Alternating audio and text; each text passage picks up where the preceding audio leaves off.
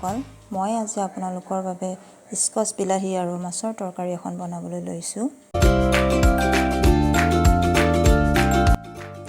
তাৰ বাবে মই লৈছোঁ 4টা স্কচ, 4টা বিলাহী, 1টা পিঁয়াজ, 2টা জলকীয়া আৰু শেষত দিবলৈ কেইটামান ধনিয়া পাত লৈছোঁ।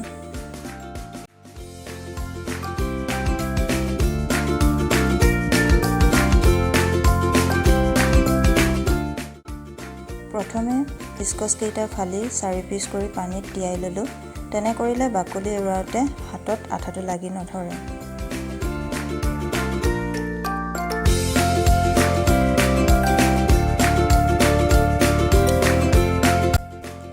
ইয়াৰ পিছত মই বিলাহী, জলকীয়া, পিঁয়াজ কেইটা এনেকৈ সৰুকৈ কাটি ল'লোঁ।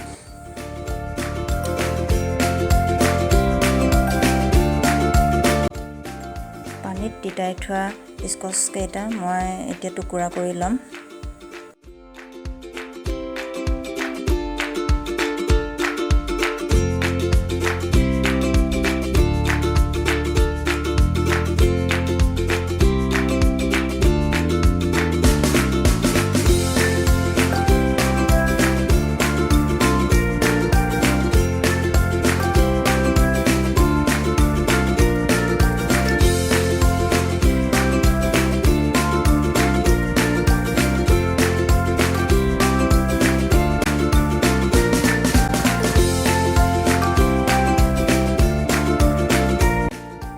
মই কাটি থোৱা পিঁয়াজখিনি তেলত অলপ ৰঙচুৱা নোহোৱালৈকে ভাজি থাকিম।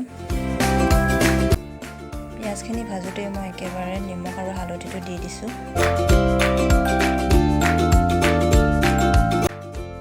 এতিয়া পিঁয়াজখিনি ৰঙচুৱা হৈছে, তাতে মই লাহে লাহে বিলাহীখিনি দি অকণমান ভাজি থাকিম।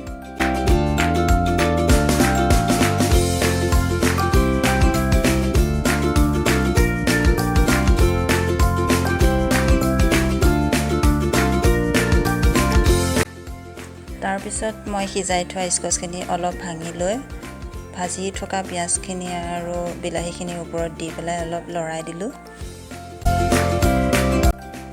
ইতিমধ্যে ভাজা হৈ গৈছে। এতিয়া মই অলপকৈ পানী দি দিছোঁ। ভাজি থোৱা মাছখিনি ইয়াতে দি পেলাই অলপ উতলিবলৈ দিম। তৰকাৰীখিনি প্ৰায় হৈয়ে গৈছে। এতিয়া মই ধনিয়া পাতকেইটা কাটি পেলাই ইয়াতে দি দিছোঁ।